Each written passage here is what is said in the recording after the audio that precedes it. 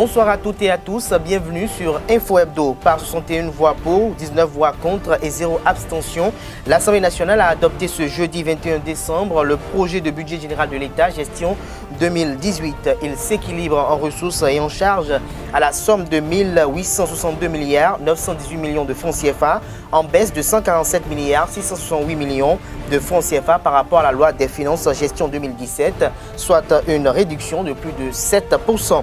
Les votes négatifs ont été émis par les députés de la minorité parlementaire, en clair, ceux de l'opposition. Il urge de souligner au passage que lors de ce vote, le président de l'Assemblée nationale a suspendu une déclaration de la minorité parlementaire lue par le député Guy Mitokwe. Adrien Roubedi a posé cette action car il ne permettra pas que du haut de la tribune du palais des gouverneurs, l'on tienne des propos à outrage aux institutions, en l'occurrence celle du président de la République.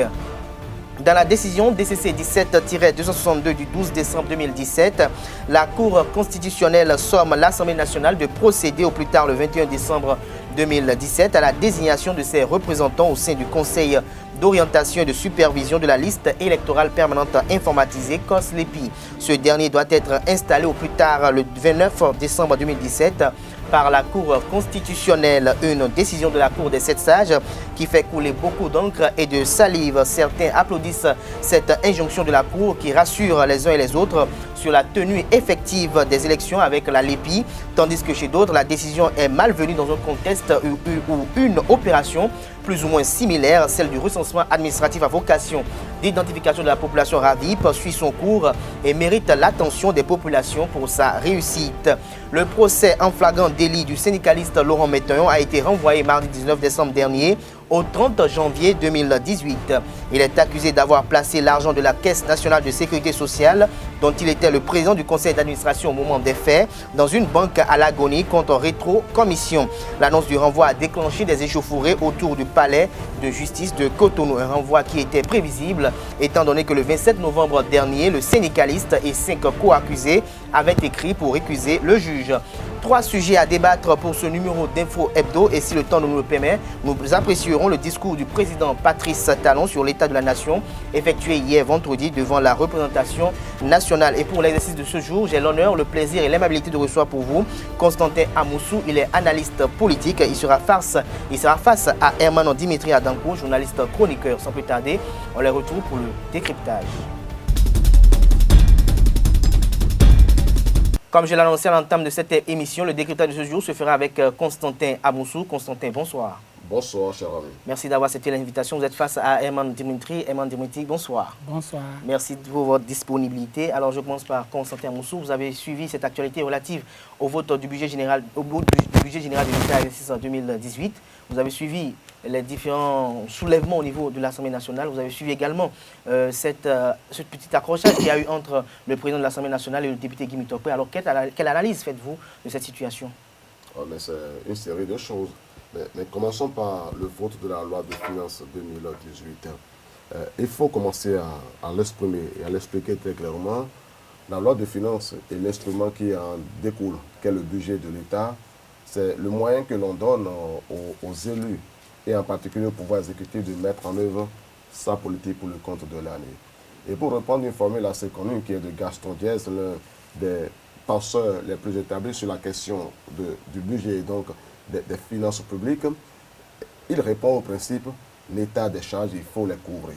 En conséquence, on conçoit que les députés, les parlementaires soient en état de mettre à la disposition du pouvoir exécutif et donc du pouvoir en place les moyens de gérer, en tout cas de mettre en œuvre son programme d'action pour le gouvernement. Cela, les députés en ont donné la preuve il y a un an, en votant quasiment à l'unanimité la loi de finances, quand bien même son montant paraissait astronomique. Et il est à bout de son exercice dans un contexte flou où on a du mal à savoir exactement dans quelle proportion il a été exécuté. On a du mal à voir les actions palpables. On a du mal à saisir les actes posés par le gouvernement pour établir si réellement ces 2000 milliards, dont une bonne partie d'investissements publics ont pu être déployés au service de la République. En conséquence, il est du devoir de ceux qui ne se sentent pas se retrouver dans la façon dont on dit avoir vu ce projet cette loi de finances exécutée, de se réserver, de dire qu'à cela ne plaise, eh bien, ils sont une minorité et ils expriment leur désaccord quant à la ligne, quant au fonctionnement, quant au flou qui encadre ça, quitte à laisser le soin à ceux qui soutiennent et parfois aveuglément le pouvoir de continuer à donner leur quitus et assumer leurs responsabilités quant à ce qui découlerait dans l'avenir de la façon dont le pays est gouverné. Voilà pour la loi de finances et pour la compréhension que l'on peut se faire. D'abord du vote par 61 députés de la majorité, du bloc de la majorité peut-être qui se conforte, et d'autre part par, disons, la récusation de ce projet de finances par les députés de la minorité parlementaire. Mais vous avez souligné un fait qui n'est pas passé inaperçu, c'est-à-dire l'empêchement, c'est-à-dire le rôle dans lequel c'est mis de censure du président de l'Assemblée nationale en empêchant un député de la minorité qui parlait escalité de porte-parole de ses collègues, en l'empêchant donc d'aller au bout de son intervention. C'est regrettable quand on se rappelle dans quel état d'esprit une partie importante de notre population, un jour de mai 2015, a semblé avoir reçu du soulagement en pensant que la personne qui était élue était un démocrate, qu'il s'est bagarré de longues années et qu'alors, au chevet de l'Assemblée nationale, comme le juriste, comme l'homme d'expérience, mais aussi surtout comme l'homme de bien qu'on pourrait le penser être, il verra à ce que les lois de la République soient sécurisées, que surtout les citoyens, et en particulier les élus de la République, dans l'accomplissement de leur mission, ne soient pas inquiétés. Mais arriver à établir une sorte de loi taillée sur mesure, mais circonstanciellement, pour dire que tenir tel propos alors qu'il est dans l'exercice de ses fonctions, et cela est protégé par l'article 90 du règlement intérieur de l'Assemblée nationale. Et donc, dire qu'il ne pouvait pas, que s'exprimer ainsi, c'est porter outrage et à l'Assemblée nationale et au chef de l'État, c'est se révéler tel qu'en lui-même, c'est-à-dire un dictateur, c'est-à-dire un tyran. Et c'est regrettable, non seulement pour notre pays, mais c'est encore regrettable de savoir que c'est quelqu'un qui aurait pu être président de la République de notre pays et qui est peut-être toujours en état de le devenir, selon les circonstances politiques qui adviendraient, qui posent un acte de cette nature-là. Alors, Herman Dimitri Adampo, est-ce que vous trouvez quand même légitime que le président de l'Assemblée nationale décide d'interrompre une déclaration de la minorité parlementaire lors de la session ou de la plénière qui statuait sur le vote du budget général de l'État? La manchette de l'actualité politique nationale, c'est le vote du budget. Et on devait être en train de débattre de fond de ce budget-là, comme Constantin a commencé. Mais la minorité parlementaire, sachant que c'est un budget et que c'est un bilan annuel qui a déjoué tous les pronostics des gens de peu de vision, ceux qui avaient dit que le gouvernement ne pouvait rien faire du tout, ont voulu faire en sorte que ce soit l'épiphénomène qui a été décrit tout à l'heure, qui soit l'actualité, qui prenne le dessus sur le débat sur le budget. Constantin a évoqué l'article 90 de la Constitution. C'est le jeu démocratique. Il s'est tu sur l'article 42 du règlement intérieur de l'Assemblée nationale, qui est le prolongement de la même Constitution. Il s'est tu là-dessus parce qu'il veut défendre une position. J'aurais voulu que l'on expose, on n'a pas assez de temps pour exposer. On n'a pas assez de temps pour exposer l'article 90 de la Constitution et exposer l'article 42 du règlement intérieur afin de tirer les conclusions. On n'a pas aussi le temps de déposer sur la table ici clairement les déclarations dont on parle. Les déclarations de Guy Mitokwe qui font l'objet de débats.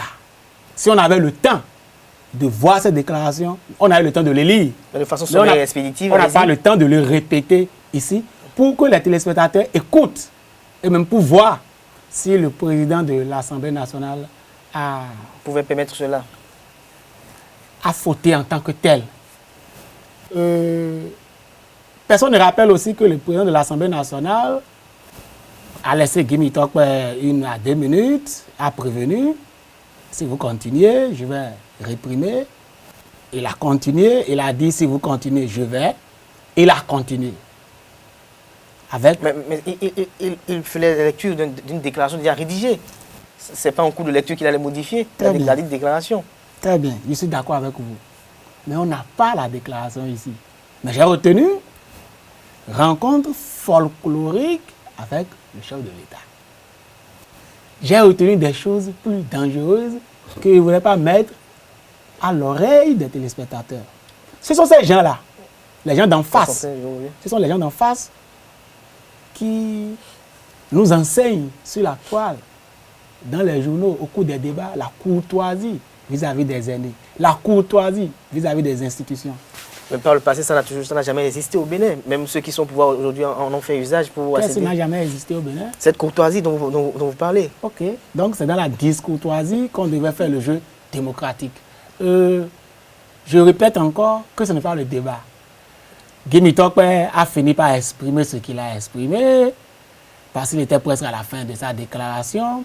Ça n'impacte pas sur le devenir du pays, ça n'impacte pas sur l'exécution du budget, ça n'impacte pas sur la bonne marche de la démocratie à l'Assemblée nationale et en dehors de l'Assemblée nationale. Guy Tokpe, après avoir dit tout ça, a fini par dire que la démocratie est en danger. Après avoir dit ce qu'il a dit, ce jour, après ce qu'il a eu à dire depuis longtemps, j'ai écouté Basile Arossi, je l'ai lu sur les réseaux sociaux, je l'ai écouté sur les radios, j'ai écouté un certain nombre de personnes. Et leurs propos démontrent de la maturité de la démocratie et de la liberté. On ne peut pas se prévaloir de cette déclaration pour dire que tout est gâté. Revenons au fond du débat. Alors, votre appréhension sur le projet de budget général de l'État, gestion 2018? On n'a pas assez de temps pour décortiquer. Mais allez-y de façon sommaire expéditive, très rapidement. Moi, je ne fais pas dans la phraséologie. Je ne suis pas financier, ni juriste. Je ne suis pas technicien. Je regarde les faits.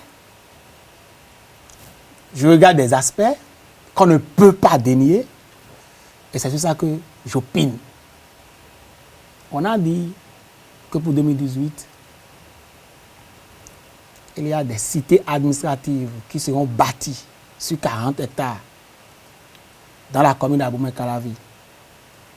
Que ça fait 16 bâtiments ultra sophistiqués, R+3. Et 41 bâtiments ultra sophistiqués, R+1 dans les autres départements. J'ai noté ça dans le budget. J'ai noté dans le budget que comment j'allais dire, le projet polémique de l'asphaltage.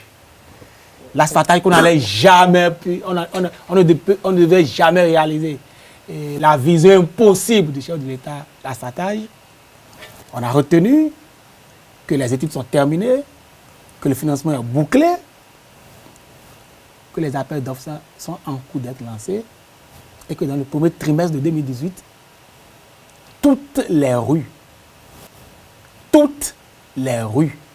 de Cotonou, d'Abomey-Calavi, de Porto-Novo, de Parakou, de Boycon et d'Abomey seront un chantier. Ce sont ces choses-là que moi je retiens. Toutes les rues, hein? Vous voyez avec quelle fermeté j'ai prononcé ça? C'est les gens de peu de vision, c'est les gens qui n'ont jamais rien vu, qui n'ont pas de l'ambition pour leur pays, qui ne savent pas comment bâtir un pays, qui ont trouvé que c'était impossible. On va prendre date. Premier trimestre de 2018. Vous allez voir comment ça va bouger. J'ai noté aussi que près de 400 milliards ont été mobilisés pour le forage. Déjà mobilisés? Oui. Mais nous ne sommes pas encore dans l'année 2018 et les ressources ont été mobilisées pour le compte de l'année 2018. Vous savez, si vous permettez... Vous allez laisser finir rapidement. Laissez-le finir rapidement. Non, je lui accorde la parole. Mais deux choses. Pour dire que c'est faux. D'abord, tout ce que je viens de dire. Le budget, la loi de finances répond au principe de l'annualité. Une loi de finances porte sur un an. Les ressources pour le compte d'une année portent sur l'année. On a parlé de l'asphaltage qui commencerait, il a dit, au premier trimestre de l'année 2018. J'ai cru avoir entendu au second semestre de l'année 2018. Mais ce qui est curieux, c'est qu'on a entendu le chef de l'État dire en décembre de l'année 2016. Décembre de l'année 2016, il y a maintenant un an, que dans la seconde moitié de l'année 2017, l'asphaltage aura été lancé dans toutes ces communes qui ont été citées. Il a dit, et les bandes sont là pour le rappeler, et nous sommes un an après, et il reprend différent d'une année. C'est l'état d'esprit qui est celui du citoyen, de savoir que finalement, nous avons un pouvoir qui évolue comme un groupe de quimboiseurs qui a vocation à propager du rêve, à proférer aux citoyens un horizon qu'on ne voit pas, qu'on ne perçoit pas, qu'on ne sent pas, qui ne bouge pas, en lui faisant croire, pour choisir l'expression favorite de l'un d'entre les défenseurs, qu'ils sont en train de creuser profond pour pouvoir construire. Oh, mais la vérité est là, est palpable, de ce qu'il y a eu des thèmes qu'ils ont fixés eux-mêmes. J'ai entendu le chef de l'État dire, dans une émission, je crois, en août 2016, que le ministre précédent avait laissé entendre que le délestage sera terminé en décembre 2016, mais que lui dit que ça finira en octobre de cette année. Nous sommes en 2017, vous êtes citoyens du Bénin. Vous vivez le rythme, vous vivez au rythme quotidien les interruptions plus ou moins longues de la fourniture en énergie électrique dans notre pays. Et vous pouvez apprécier comment ça fonctionne. Et enfin, pour revenir, voilà. Et donc, quand on voit ce gouvernement, quand on voit son chef venir produire le discours qu'il fait aujourd'hui, et même avant cela, le projet de loi de finances qui a été établi à 1800 milliards pour le compte de l'année qui vient, on sent bien qu'on est en face d'un pouvoir qui vous distrait, qui veut gagner du temps, qui fait de la diversion, qui ne fait rien, parce qu'on vient de faire presque 2 ans, 20 mois sur 60 mois, donc plus du tiers du temps, qu'on nous proroge vers 30 mois à venir. Donc finalement, plus de la moitié du temps pour dire que c'est en ce moment que nous allons voir les premiers signes palpables de cette gouvernance-là. Nous sommes avec des gens qui vendent du vent. Et c'est pour cela qu'en tant que citoyen, on ne peut pas continuer, surtout si l'on est représentant de la nation, comme le sont certains députés consciencieux, de se rappeler que leur fonction est principalement de veiller au contrôle de l'action gouvernementale. C'est pour cela que M. Guy Mitopoy avait raison quand il dit que la démocratie est en danger. Parce qu'il faut le rappeler, c'est quoi le fondement de la démocratie? Le fondement de la démocratie, depuis au moins le temps de Montesquieu, même avant lui, depuis le temps de Périclès, depuis tout ce que l'on a pu inventer debout dans l'esprit de l'utopie des inventions démocratiques, c'est l'idée que le pouvoir est le pouvoir. Que par conséquent, l'exécutif soit seulement dans la mise en œuvre de l'action et des lois votées, que le judiciaire dise le droit et que le pouvoir, disons, législatif soit dans la mission exclusive, d'une part, de voter les lois et d'autre part, de contrôler l'action du gouvernement. Lorsque le président de l'Assemblée nationale, avec une soixantaine de députés, se mettent en l'esprit de dire que nous ne voulons plus savoir le contenu des lois, nous ne voulons pas savoir si cela sert ou non l'intérêt du pays, mais nous voulons en être les défenseurs, les yeux fermés. Ils sont dans la destruction, mais ils appartiennent. Ils ont le droit d'appartenir à quoi ils veulent. Mais on sait très bien dans quel esprit, parce qu'on doit s'interroger. Est-ce qu'ils le font? Est-ce que la démocratie existe? La question n'est pas de savoir s'ils appartiennent à la mouvance ou pas, mais de savoir si la démocratie existe. Parce que c'est d'une part, oui, une belle chose de dire nous appartenons à la mouvance ou à l'opposition. Mais l'autre qui est très important de savoir, est-ce que vous jouez le rôle constitutionnel? Parce qu'au fond, on aurait pu dire, nous sommes dans un système de confusion de pouvoir. Dans la confusion de pouvoir, l'exécutif n'existe pas de façon distincte de législatif, du judiciaire. C'est-à-dire que la même autorité, de façon dérivée, règne sur les tribunaux, veille sur le pouvoir législatif et le pouvoir exécutif. En conséquence, ce n'est pas sa volonté, ce n'est pas sa force que les gens peuvent être poursuivis. Ce n'est pas sa volonté que les gens peuvent être jetés en prison. Ce n'est pas sa volonté que les lois peuvent être votées. Ce n'est pas sa volonté que le ministre peut venir à la télévision et dire « Nous sommes dans le mois de mars, et le mois de mars est le mois de la révision de la Constitution. » Et ajouter juste après, nous n'avons aucune crainte en ce qui concerne le Parlement. Nous allons laisser, donc l'aveu en la circonstance que le Parlement n'existe pas. Que sur le Parlement, il y a un talon qui est posé et qui fait que justement, les députés se sentent un peu sous l'emprise d'un poids qui porte sur eux et au nom de quoi ils sont obligés d'être seulement une caisse d'enregistrement et de résonance. C'est de ça qu'il s'agit. C'est en cela qu'on peut dire qu'on doit affirmer très fort que la démocratie est en danger. C'est votre avis, vous l'avez partagé. Herman Dimitri n'est pas sûrement de cet avis. Herman Dimitri, donc vous avez la parole. J'avais dit tantôt que moi, je n'ai pas l'art des grands discours. Je n'ai pas là de la philosophie, je n'ai pas là des grandes citations. Et je me rends compte, j'ai pitié d'une certaine classe montante qui se croit encore au temps révolu des grands discours. Le Bénin sous-développé, le Bénin qui ambitionne de devenir un pays prospère, a terminé avec cette époque. C'est une époque révolue. Nous avons fini avec la phraséologie, nous avons fini avec les mots. Moi, je suis avec l'œil précis, l'œil de précision, l'œil des faits. Moi, je monte sur l'échangeur de Wiro. Je vois pourquoi on a déguerpi les populations, maintenant, visiblement, avec des ampoules modernes, avec des boulevards ultra modernes, sophistiqués. Quand je vais à Messebo, les populations se demandaient pourquoi on nous a déguerpi et que tout est encore à l'état où cela ne devait pas être. Aujourd'hui, lorsque vous allez à Messebo, vous avez la fierté.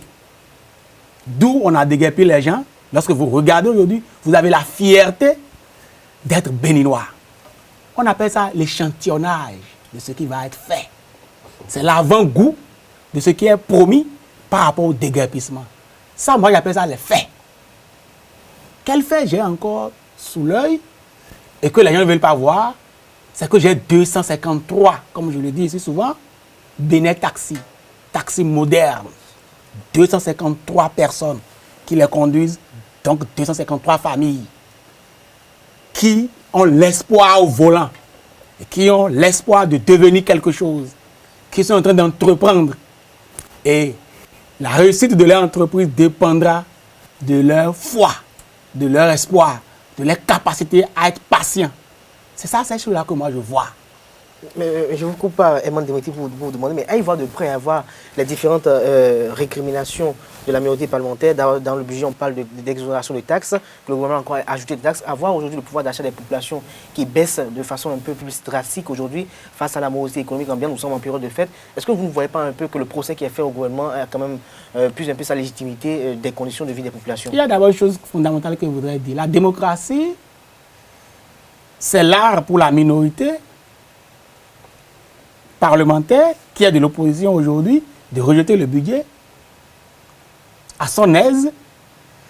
Et c'est la faculté, l'amplitude pour la majorité parlementaire qui soutient l'action du gouvernement de voter pour le budget.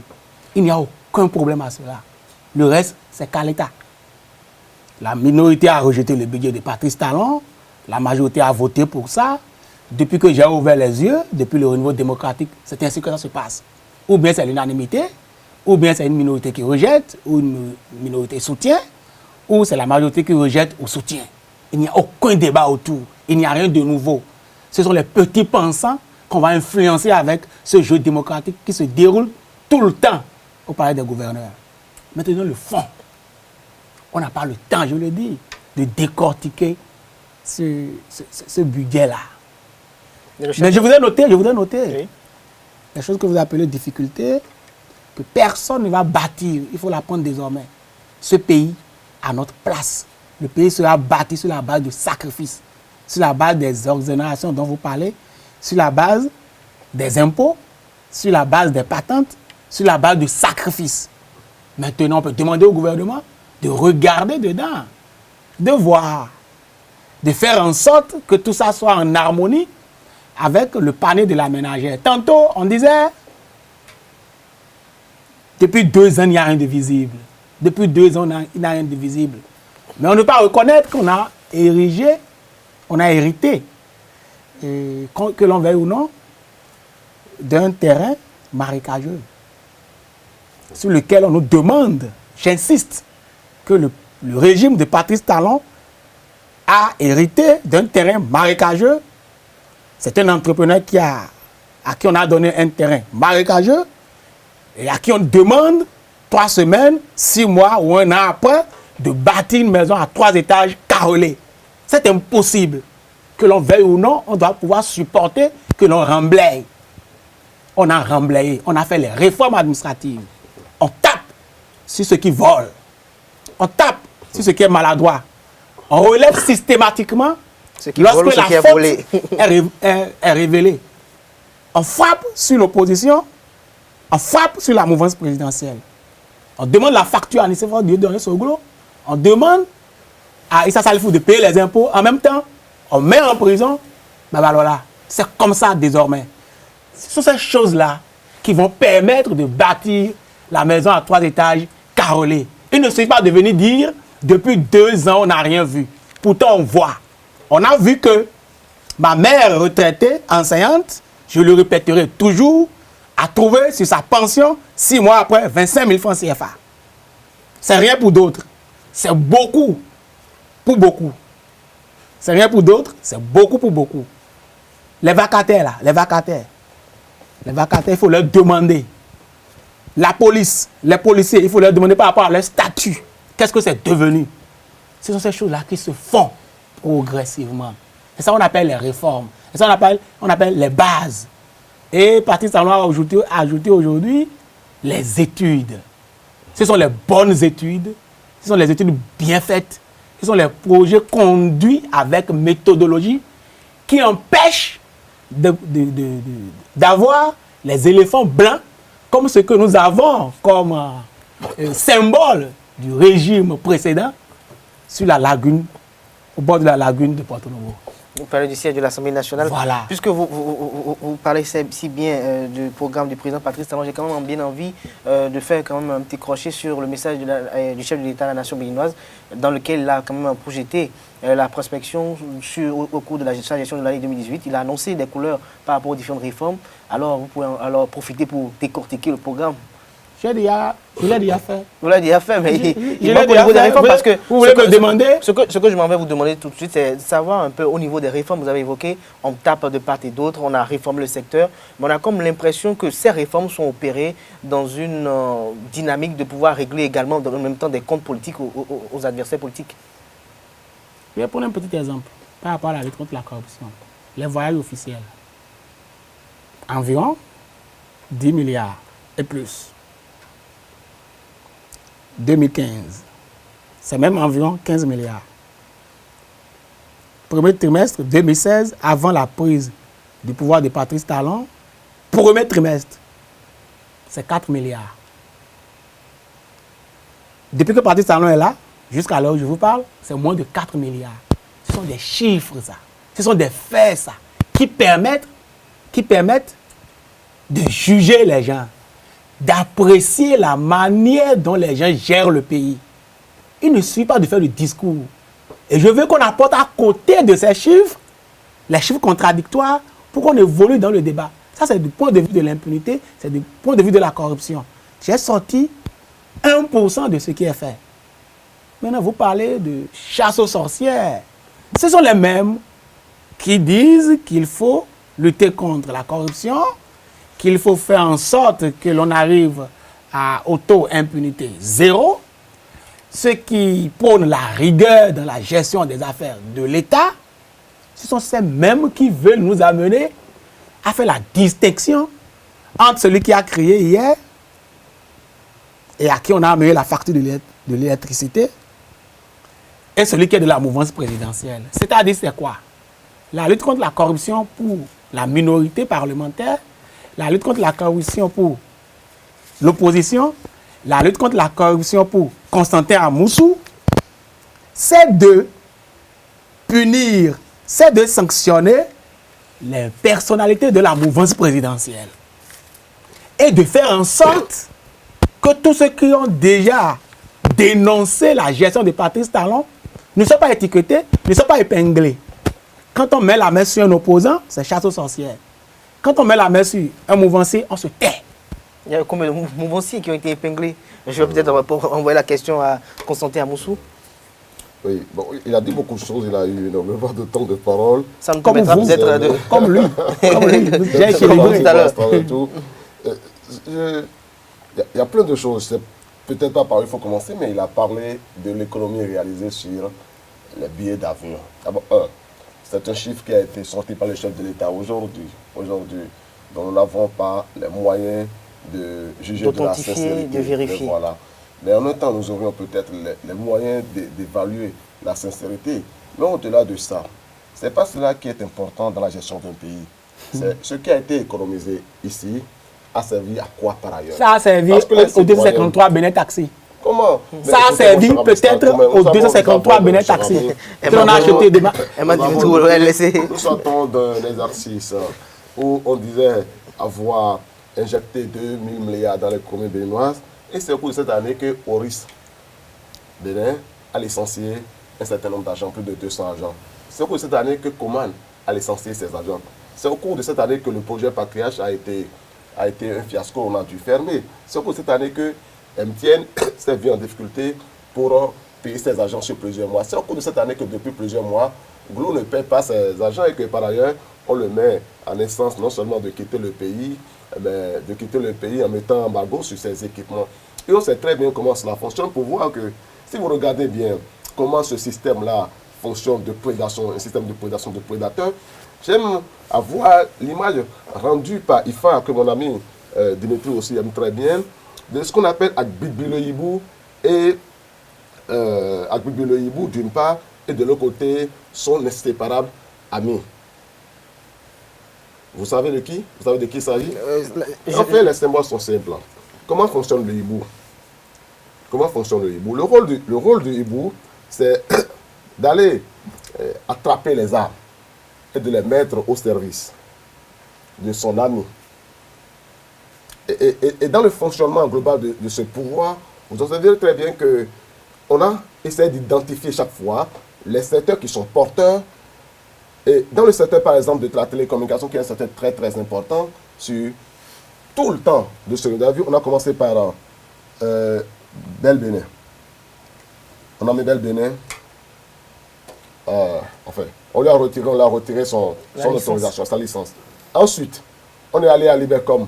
On a mis je vous coupe pas, mais est-ce que dans ce secteur de téléphonie, est-ce que tout ce qui se passe aujourd'hui, est-ce que ce n'est pas le résultat de la mauvaise gouvernance, de la mauvaise gestion qui a tout le temps été cas dans ce secteur? Est-ce que ce n'est pas dû quand même aux faveurs que le régime précédent a eu à faire grâce à ses acquaintances avec le parti des trois avec les autres? Le premier pouvoir qui s'est levé contre les conditions jugées non profitables pour l'État béninois de délivrance des licences d'exploitation de télécommunications, c'était le pouvoir de Yahya Boni. On se rappelle très bien, c'est lui qui a redéfini les taux, les jugements trop faibles, c'est lui qui a mis Bell Bénin, qui a mis MTN, qui a mis Move en instance obligatoire de payer, enfin de relever le taux, le taux qu'ils ont payé dans le cadre de l'acquisition de leurs droits de licence au Bénin. Et donc, même ce pouvoir-là aussi, que je combattais, que Dimitri combattait, aura lui aussi, au moins s'il s'agit d'un mérite, que de mettre de l'ordre, tenter de mettre de l'ordre à sa façon. Mais on a bien pu voir qu'en mettant de l'ordre, il n'était pas exclu qu'il ait pu s'occuper ou se préoccuper de ses intéressés. Peut-être qu'il se révèle aujourd'hui avec nous. Et moi, je ne suis pas en train de me faire avocat du diable. Je ne me fais pas avocat de ces acteurs des GSM qui, très souvent, nous ont grugé. Mais je retiens quand même en tant que citoyen et en tant qu'observateur que dans le secteur de la télécommunication, comme dans d'autres qui sont très porteurs, 4 opérateurs sur les 5 IA sont mis en difficulté. À qui cela profite? Je suis obligé de m'interroger. Quand je vois que le Code des marchés publics lui-même, qui est presque dans mon esprit aussi important que la loi fondamentale de l'État, parce qu'il dispose de la façon dont l'argent du contribuable va être dépensé, a été non seulement violé copieusement, au point où le chef de l'État lui-même a été obligé de saisir son ministre des Finances de dire « J'apprends que vous faites, vous donnez des marchés en gré à gré ». Il n'a pas ajouté en violation de la loi, mais c'est ce qui était sous-entendu. Mais au point où il a été obligé lui-même d'écrire une lettre à adresser à son ministre de l'économie et des Finances, qu'après l'avoir violé tout le temps, on s'est fait le devoir d'aller modifier le code des marchés publics pour l'adapter à la façon violée dont on dépensait l'argent de l'État. Et donc vous aurez compris que l'esprit qui a gouverné le pays depuis 20 mois, c'est l'esprit de prédation, l'esprit d'identifier ce qui est gras, ce qui est gros. Partout où il y a de l'argent. Et donc finalement, de mettre à ce point en prédation les ressources de l'État, qu'au point où, même si Patrice Talon quittait le pouvoir, et ce n'est pas apparemment son intention, même s'il quittait le pouvoir, il n'a pas encore avisé, tout cas, il a dit apparemment qu'en tout cas, le Bénin serait tellement tenu par lui, par ses hommes, par des contrats obtenus frauduleusement au détriment du Bénin, que même si on s'avisait de faire un projet pour repense là, on aurait beaucoup de dommages à trouver. Donc, mais voilà, quelqu'un qui ne gouverne pas avec l'esprit public. Parce que pour diriger un pays, il faut être porté par la capacité de voir au-delà de sa personne. Talon a fait, et c'est une chose importante, l'aveu lui-même, quant aux choses qu'il voulait faire, il pense d'abord à sa personne. Et je vous donne un exemple. En début de son exercice, les premiers conseils des ministres, vous les voyez, ça a été orienté directement vers le secteur du coton avec des milliards qui ont été dégagés pour le coton. Puis, les 3 mois qui ont suivi, il prend une décision d'exonération. Mais moi, je ne sais pas quel fruit. Pour savoir le fruit. Moi, j'ai entendu les gens parler comme vous en disant que 50 000 tonnes de coton, c'est 1%. C'est 1% de chiffre, en fait, 1% de croissance. Il y a eu 500 000 tonnes. Pourquoi n'avons pas eu 10% de croissance? Et donc, pour parler de fruits, pour parler en termes de fruits, c'est l'impact de la production, de la croissance sur les conditions de vie, sur le pouvoir d'achat de la population qui détermine s'il y a eu un effet. Il s'agit bien de savoir si les entreprises de Patrice Talon ont brassé plus de coton cette année que l'année dernière. Il s'agit de savoir si il y a eu... Le chef de l'État n'a plus d'entreprise. Non, moi j'ai écouté, lorsque je cède les droits de mon entreprise à mon enfant, à mon épouse et puis à mes amis qui sont connus comme tels, est-ce que cela veut dire que je ne suis plus là-dedans? Ah oui, peut-être personne physique, je ne suis plus, mais à travers les personnes écrans, je continue d'être là-dedans. Mais c'est clair, mais ce n'est pas ça qui est important pour moi. Ce qui est important pour moi, que ce soit le chef de l'État, directement, personnellement, ou son clan, l'idée est que le pouvoir est géré au profit d'un clan, d'une personne, d'une famille, et c'est une chose grave. Deuxièmement, sur cela, fini. Le chef de l'État prend le pouvoir, et quelques mois après, oui, alors que tout le monde dit, et que lui en personne disait que nous étions en difficulté financière, il prend une décision, au Conseil des ministres, en violation d'ailleurs de la loi, pour exonérer un certain nombre de prestations, parmi lesquelles, vous m'excusez, parmi lesquelles, par exemple, disons, la cession de droits ou de patrimoine au profit de ses héritiers. Or, si vous regardez bien à cette date-là, il n'avait pas cédé ses biens à ses héritiers. Et donc, il est si préoccupé de sauvegarder. C'était en cours sur oui, mais vous regardez, mais vous observez pour demander à quel intérêt. Parce que le Bénin est en difficulté, on n'a pas assez de sous. Mais quand un pays est en difficulté, n'a pas assez de sous, au nom de quoi on décide d'exonérer encore. C'est-à-dire d'enlever les droits d'impôt qui sont les moyens essentiels par lesquels l'argent rentre dans le pays. Et donc, il prend cette décision-là en Conseil des ministres et déclare que tel et tel facteur, tel et tel élément de l'assiette sont exonérés et le public, avant même que de faire un collectif budgétaire pour que les députés le valident. Alors que les députés, ce n'était pas une boîte de résonance, une caisse de résonance, étaient en droit de rejeter ça. Et alors que devient la décision qui a été prise en Conseil des ministres. Et alors, au nom de quoi un chef d'État décide d'exonérer des facteurs de production de richesse, alors qu'on dit que le pays a en difficulté, il cherche des moyens. Et on a bien vu que c'est parce que lui, il voulait transmettre ses patrimoines à ses enfants, à ses ayants droit, et il ne voulait pas payer les impôts pour ça. Et quelqu'un comme ça, qui tout le temps a vécu par exonération, qui dit que lui, il veut de l'argent pour le pays, mais qui veut transformer le Bénin en enfer fiscal pour ses concurrents, mais en paradis fiscal pour lui-même. Parce que vivant de l'exonération, vivant des facilités, vivant par ailleurs par le passé en achetant des décrets, en achetant des lois et vivant aujourd'hui en écrivant des décrets, en écrivant des lois, c'est un danger public pour notre pays. Et c'est pour cela qu'il faut convenir que la démocratie est en danger. 1 minute 30 secondes avant de passer à notre sujet. Ok, allez-y, Dimitri. Quand on parle d'exonération, déjà dans le budget 2018, Patrice Talon a déjà parlé d'exonération des camions neufs. Je crois qu'il a fait encore pour sa famille. Avant ça, le régime de Talon a déjà parlé d'exonération par rapport au matériel du sport. Je crois encore là que c'est pour sa famille. En fait, les hommes de grande vision, les gens qui ont de grandes ambitions, ne sont jamais très tôt compris. Les gens sont surpris par la perspicacité et la magnificence avec laquelle ils gèrent le pays. Autre chose, on me parle de Belle Bénin. Belle Bénin est tombée depuis. C'est une société moribonde, une société décadente. Et je défie quiconque à me dire aujourd'hui, dans cette salle, combien sommes-nous à avoir numéro Belle Bénin sur les groupes WhatsApp ou Facebook et consorts. Je m'amuse à demander aux amis, mais regardez sur les groupes. Regardez sur vos groupes, il y a combien de numéros Belle Bénin? Il n'y en a pas. Une société décadente, c'est moribonde, n'a pas à s'accrocher à partir de salon pour dire que c'est lui qui est en dessous. De ces malheurs, qui est la source de ces malheurs. Voilà. Glo Bénin.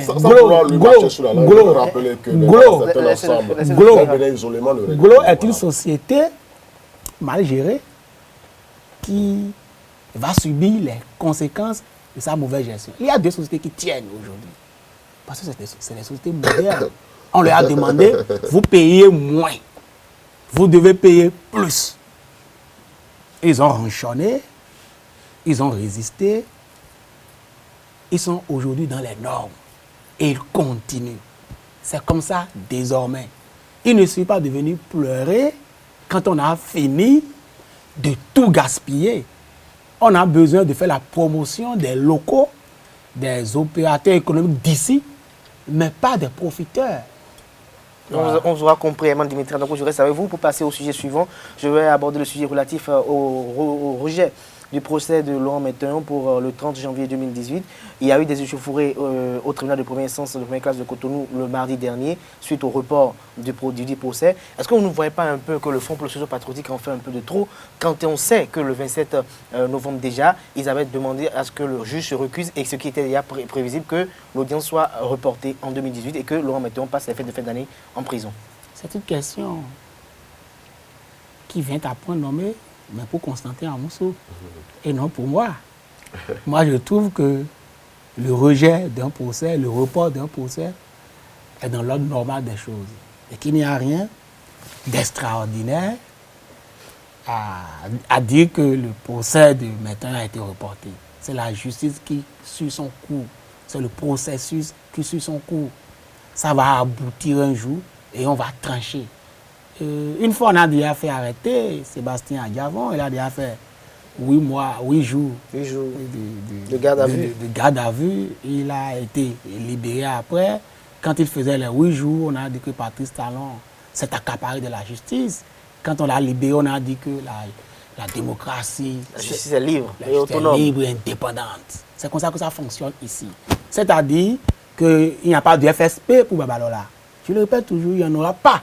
Et pour les petits cadres de la Caisse nationale de sécurité sociale. Il y en a beaucoup du ministère de l'Agriculture qui en sont passés. Il n'y a pas de FSP pour eux. Il y a les FSP pour les gens qui comptent. Les gens qui sont différents des autres. Il n'y a pas de FSP pour ceux qui sont là en attente d'être jugés pour vol de motocyclette ou de coq. Mais il y a beaucoup de bruit, beaucoup de dynamisme autour d'une certaine arrestation de Metteyon ou d'une certaine arrestation de Sébastien Adjavon. Vous comprenez? Mais pour les petits gens qui ne sont pas capables de bouger quand il faut bouger. Mais ils voient de près le dossier Metteyon, Eman Dimitri Adanko. Est-ce que vous ne voyez pas un peu que ça a trait un peu à de la théâtralisation quand on voit qu'il est reproché à l'intéressé d'avoir perçu 2,5 millions pour risquer un placement de hauteur de 17 milliards? Alors, est-ce que vous ne voyez pas qu'il y a quand même... Quand on sait que le Conseil des ministres avait déjà prononcé des commissions à ordre de 72 millions et quelques, et le directeur de la banque est venu donner un chiffre avant de revenir à 2,5 millions, et que celui qui est censé avoir remis l'argent en 4 tranches a un caractère un peu dubitatif, est-ce que vous ne voyez pas un peu que ça a trait à un truc bien monté pour essayer quand même de museler une voix critique, tout ce que vous venez de dire, le FSP? Tout ce que vous venez de dire est lié à la justice. C'est depuis la maison de justice que l'on apprend tous ces détails-là. Ça veut dire que la démocratie est en marche. Metteyon est quelqu'un pour qui moi j'ai de l'estime. Je ne souhaiterais pas le voir là, continuer à le voir là. Mais vous parlez de 2 millions. Ramenez ça à 2 francs CFA. Ça se paye maintenant. Si c'est avéré que ça a été piqué, 2 francs CFA se paye maintenant. Ceux qui n'ont pas encore compris comprendront les mois à venir. Constantin Amoussou. Merci. Sur le procès Metteyon, ce qui, de mon point de vue, a été à l'origine des échauffourées, ce n'est pas tant le fait que l'on ait reporté le procès. C'est un ensemble de choses. C'est un ensemble de choses. D'abord, mais voilà, dans un état de droit. En l'état de droit, les principes de droit sont sacrés. En premier, il y a la présomption d'innocence. En deuxième, il y a le principe sacro-saint qui s'exprime sous la formule la preuve est la rançon du droit. En troisième lieu, il y a le principe à savoir qu'en matière pénale, en démocratie, la liberté est la règle, la détention est l'exception. Au-delà de tous ces éléments, ce qui est constant et qui apparaît, c'est qu'on ne jette pas une personne en prison en se disant que demain, s'il s'avérait sain, s'il s'avérait... Inculpé. Non, en fait, demain, s'il s'avérait non coupable ou innocent, etc., on le libérerait. On ne jette pas quelqu'un en prison. Ah, Amy pour qui? Parce qu'on met tout. Je dis... C'est pour le gouvernement, mais pour la justice. Moi, je propose un principe général. Voilà. Donc, Comme on le dit au premier, pour le menteur. Personne n'est jeté en prison sous le prétexte que si demain il est libre, on le sort. Parce que le mal aura été fait. Le mal, c'est quand il a été privé, quand il a souffert au fond de lui-même. Quand il a souffert dans son cœur, dans son âme. Quand son épouse a souffert, quand ses enfants ont souffert. Chacun, sachant que il est innocent, qu'aucun élément de preuve ne l'accuse et que cependant, par la volonté de ceux qui ont la force, il s'est retrouvé là où il s'est retrouvé. Et donc ce qu'il faut dénoncer, que nous dénonçons, c'est le principe au nom du quoi, pour quelle raison Méthodion est là. On l'a convoqué à la brigade économique financière, il est allé se présenter lui-même. Il n'a pas fui. Donc on aurait ou pris le mur, ou sauté dans la malaria. Comme beaucoup l'ont fait déjà dans les affaires récemment aujourd'hui. Il est allé se présenter à la brigade économique et financière lui-même. Il s'est présenté, grâce de représentation. Il a un domicile connu. Il n'est pas un fugitif. Mais Tonio est un combattant de la liberté. Voilà pourquoi. Et voilà pour quelle raison on peut se bagarrer pour lui et non pas pour lui. Moi, je ne connais rien de M. Ballon. Je ne connais pas son histoire. Mais il y a une vérité. La vérité qui est là et qui est constante, c'est quoi? Quand même Jésus-Christ, pour prendre son exemple, s'est porté à la tombe de son ami Lazare, mort depuis quelques jours, il a ressuscité. Lazare, lève-toi, Lazare s'est levé. Mais il n'a pas ressuscité toutes les personnes qui étaient mortes à l'époque. Il a fait pour Lazare parce qu'il pensait que Lazare le mérite. Et je ne veux pas croire que Jésus ne soit pas juste. En conséquence, pour Laurent Méthodion, pour son combat, Laurent Méthodion fait partie de ceux qui ont été martyrisés dans ce pays. On a creusé, on l'a enterré dedans, vivant. On l'a matraqué. On l'a fendu le crâne.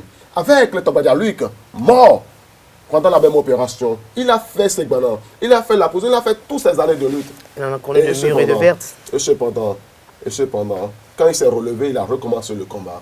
Puis il a fait 30 ans au ministère de l'économie et des finances. Il a été à la retraite. Puis il vit modestement. Moi, je vais chez lui. Je connais son domicile. Et lui, il le connaît. Même s'il ne le fréquente pas, il le connaît. Il sait sa moralité. Et donc, lui-même au fond de son cœur, comme beaucoup de citoyens qui soutiennent le nouveau départ à la rupture et qui souffrent, ils savent que Méthodion, probablement, est innocent. Mais comment se sentent-ils à l'aise dans leur peau en étant obligés de soutenir un pouvoir dont ils savent que Méthodion n'est gardé là que pour le nuire politiquement en raison de cette prise de position. Et quand on s'interroge juste là, on voit et on comprend. C'est parce que quand on a fait les concours frauduleux, les tests d'entrée frauduleux à la CNSS, Méthodion est intervenu et a récusé. C'est parce qu'on s'est rappelé que Méthodion a été de ces armes qui ont servi à abattre le régime de Boniaï, le défunt régime, et on s'est dit que si on ne les désarmait pas, ils allaient aussi servir de l'arme qui va abattre ce régime. Et donc, pour la volonté du prince, pour la volonté juste de conserver le pouvoir, de faire peur, on jette en prison des hommes innocents. C'est cela qui justifie qu'une personne se soit soulevée au tribunal. C'est cela qui justifie mais est-ce que ce soulèvement, est-ce que selon vous, c'était quand il fallait cela? Quand on sait qu'il était quand même prévisible que l'audience soit reportée, est-ce qu'il fallait se soulever? Mais deux choses, non. Je vous ai dit que la raison du soulèvement n'est pas le fait que l'audience soit reportée. C'est d'abord le fait que le juge aurait dû se déporter. Parce que ce n'est pas le jour-là que le juge a été récusé. Il a été récusé à l'avance et en conséquence, il devait se déporter et se faire remplacer à l'occasion par un collège de juges. Il persiste. Il s'assoit et il veut mettre en œuvre les instructions qu'il a reçues. On est en droit de s'interroger. Vous ne devez pas oublier dans ces éléments, dans les facteurs qui concourent à l'expression de ce procès, que le garde des Sceaux de la justice a promis devant le lieu sacré du palais des gouverneurs, le lieu de la représentation nationale, que désormais le Bénin va être gouverné avec ruse et avec rage. C'est le garde des Sceaux qui le dit devant une place publique. C'est le cas de ceux qui le dit à une place symbolique de la République. Et donc, il fait une promesse. Et comme on dit qu'il faut croire dans les autorités de notre pays, on est obligé de croire que le pays est désormais dirigé avec ruse et rage.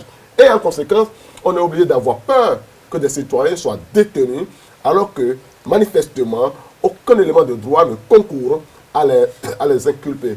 Et c'est pour cela que, justement, les citoyens se lèvent, ils marchent, ils crient, ils pleurent, et ils veulent que leurs voix soient entendues. Ils sont convaincus que même si on ne les entendait pas, même si la justice humaine condamnait Métagnon, même si on fusillait Métagnon, même si on le tenait en prison à vie, on se rappelle, il y a eu le combat contre l'apartheid en Afrique du Sud. Les Biko sont tombés. Des milliers de Sud-Africains sont tombés. Et Mandela a fait 27 ans en prison. Et puis quand il fait 5 ans, on vient lui dire, mais écoute, toi on va te libérer. Et puis on va t'associer à la gestion du pouvoir, est-ce que tu es d'accord? Et il dit non, je ne suis pas d'accord. Puis on le maintient. Puis on revient encore 5 ans après, et puis on lui dit, on peut te libérer toi. Et on va te faire des conditions, est-ce que tu es d'accord? Et il dit non, je ne suis pas d'accord. Puis ça a duré 27 ans, ce combat-là. Aujourd'hui, beaucoup de gens disent que Mandela est leur idole. Mais ils ne veulent pas comprendre que ce faisant-là, il se conduit comme il se conduit. Moi, je ne sais pas là où ça va. Peut-être que maintenant, il est parti banalement pour faire 10 ans, pour faire 15 ans. Pour faire 20 ans en prison, on va attendre de voir, on va laisser la justice faire son travail. Et c'est cela que nous voulons garder.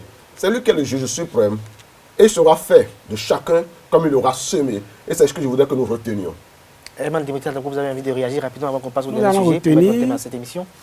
les explications du juge et du professeur agrégé en droit Constantin Amonsou. 1. Nous allons dire aux juristes, Oui. aux juges, aux procureurs, que pour se prononcer sur le dossier Métagnon, il faut aller regarder son parcours de militant.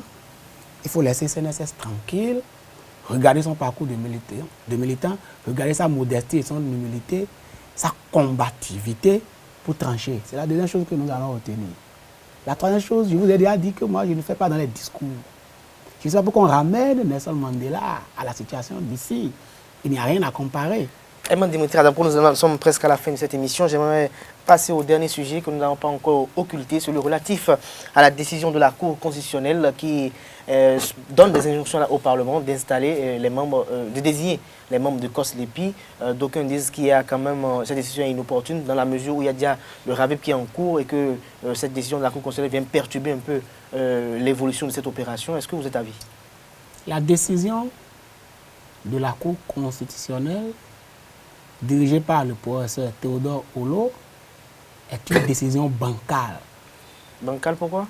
On dira, comment se fait-il qu'un citoyen qui se dit démocrate puisse oser commenter ou se prononcer ou ne pas être d'accord avec les décisions de la Cour constitutionnelle qui ne sont susceptibles d'aucun recours. Comme c'est le débat actuellement. Je voudrais dire à ceux qui pensent comme ça que je me fonde sur les déclarations du professeur Olo quand il était ministre de la Justice, porte-parole de Nicéphore Soglo, lorsque la Cour constitutionnelle avait cassé l'ordonnance de Nicéphore Soglo. Il disait, la Cour constitutionnelle n'est pas la Constitution. J'ai mes étudiants à la Cour constitutionnelle. 1. 15 janvier 2009, dans la Croix, le professeur Olo avait dit que l'autorité de l'Assemblée nationale a plus de valeur que l'autorité de la Cour constitutionnelle. Et lorsque la Cour constitutionnelle indique ce qu'on doit faire par rapport à une décision, Théodore Olo s'est prononcé avec clarté. Ce n'est pas le rôle de la Cour constitutionnelle. La Cour constitutionnelle s'en tient à dire c'est conforme, ce n'est pas conforme. Elle ne dit pas ce qu'on doit faire. Ce que je viens de vous dire vient de la bouche et des 2 lèvres du professeur Olo. C'est ça qui me fonde ce soir à opiner librement sur les décisions de la Cour. Donc que personne ne vient nous influencer, ne vient nous dire que nous n'avons pas le droit de nous prononcer là-dessus. Cette décision est bancale, suspecte, juste, sans aller dans le fond, parce qu'elle dit ce qu'on doit faire, donne des dates. Le professeur Olo, qui est une référence en matière de droit dans ce pays, en matière de droit constitutionnel, avait dit que c'est bancal, c'est maladroit, c'est suspect, c'est mauvais. C'est pourquoi je le répète. Mais il voit de près, est-ce que vous ne voyez pas qu'il est quand même impératif qu'aujourd'hui, on puisse actualiser la liste électorale permanente informatisée pour préparer les élections prochaines? Le RAVIP n'a rien à voir avec la liste électorale permanente informatisée. Quand vous dites qu'il faut faire vite, le problème du régime actuel, c'est que c'est un réservoir, c'est un groupe budgétivore. Le COSLEPI bouffe trop de milliards. En fait, c'est le vrai problème. Si demain matin, on vous dit que le budget du COSLEPI a été réduit à quelques centaines de millions, vous verrez que les choses vont être débloquées rapidement. Et c'est des milliards que l'on ne peut pas justifier, que l'on doit continuer à engloutir dans cette affaire.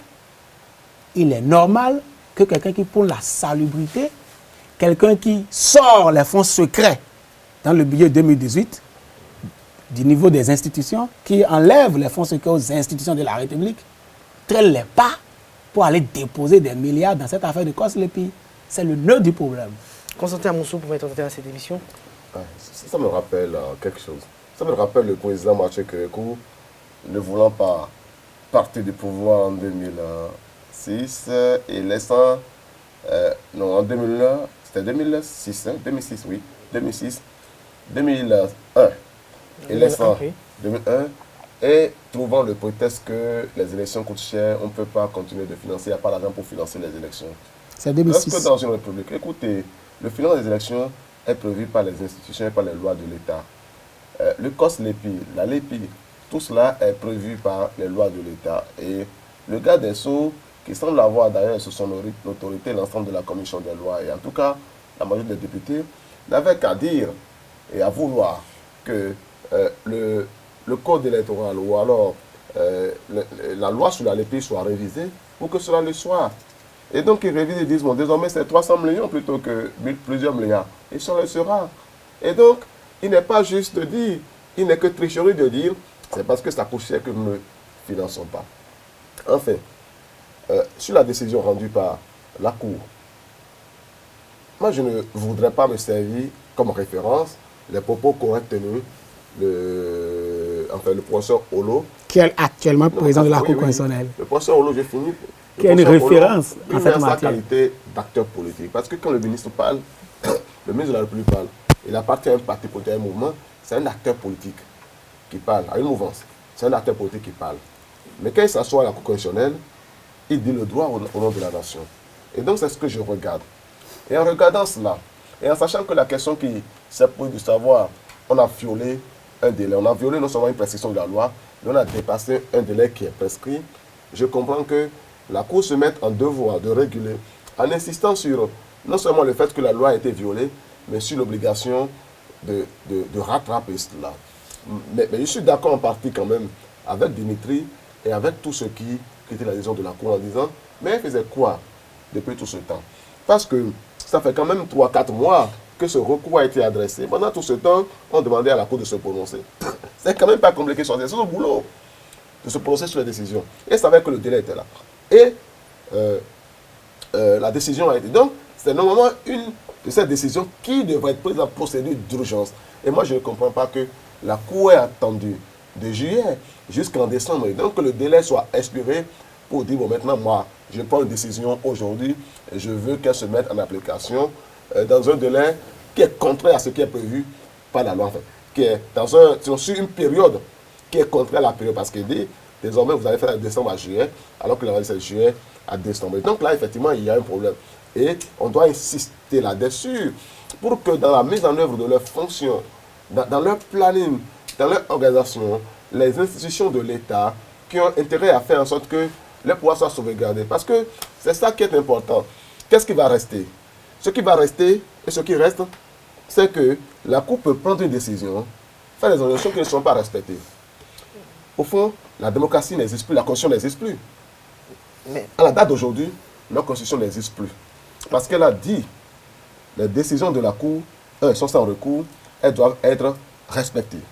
La Cour vient de donner une décision qui n'a pas été respectée. En partie par sa faute.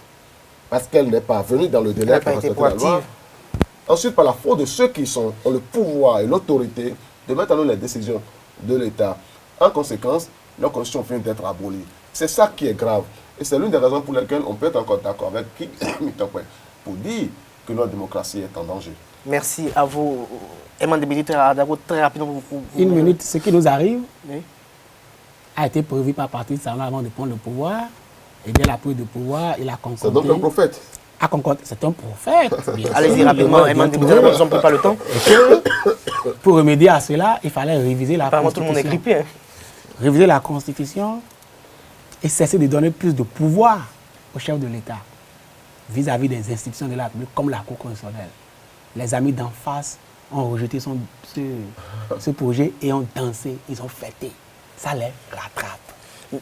Patrice Talon a encore dit aujourd'hui qu'il est toujours prêt que cette révision devienne une réalité. Et je vous rappelle que dedans, il a mis que lui-même ne peut faire qu'un seul mandat. Je voudrais rappeler aux danseurs et aux fêtards que Patrice Talon leur a rappelé aujourd'hui, c'est que c'est encore faisable. Sinon, nous allons tous subir. Merci à vous, Emmanuel Demontrandampo. Vous êtes journaliste chroniqueur. Vous étiez face à Constantin Amoussou. Il est analyste politique. Nous avons décrypté l'actualité politique nationale de cette semaine sur Eusaïe Télévision. Mesdames et messieurs, c'est la fin de ce numéro de Info Hebdo de ce samedi 23 décembre de l'an 2017, le dernier d'ailleurs de l'année 2017. On se retrouve dans l'année 2018 pour un autre numéro. D'ici là, portez-vous bien et passez une agréable période de fête de fin d'année en compagnie d'un programme sur les www.eusaïetv.com. Bonsoir.